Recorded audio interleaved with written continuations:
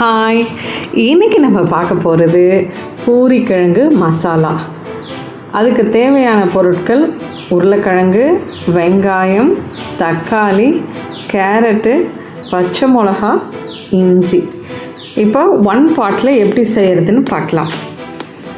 குக்கரை அடுப்பில் வச்சுடுங்க. வச்சுட்டு வெங்காயம்,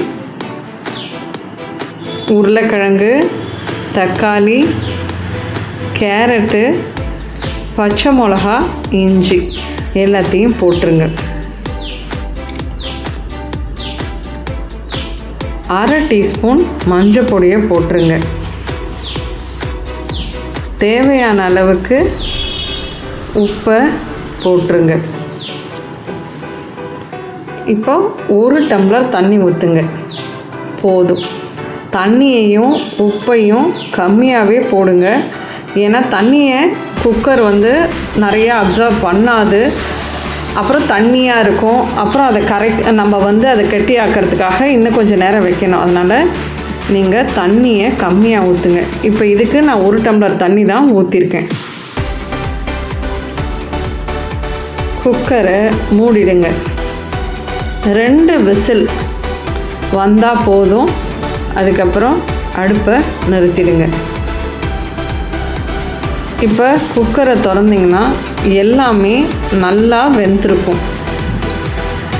கரண்டியை வச்சு லேசாக மசிச்சு விடுங்க.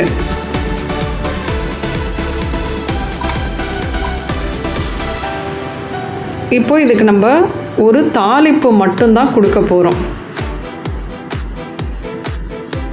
பேனை வச்சுட்டு 1 டீஸ்பூன் எண்ணெயை ஊற்றிடுங்க. எண்ணெய் நல்லா காஞ்சதுக்கப்புறம் கடுகு போடுங்க. கடுகு நல்லா பொரிஞ்சதுக்கப்புறம் காஞ்ச மிளகா, கருவேப்பிலை.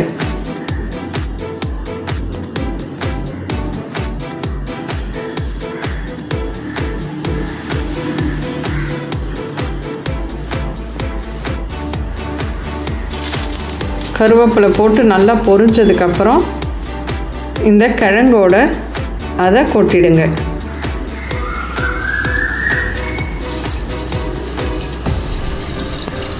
இப்போது எல்லாத்தையும் நல்லா கலந்து விட்டுருங்க.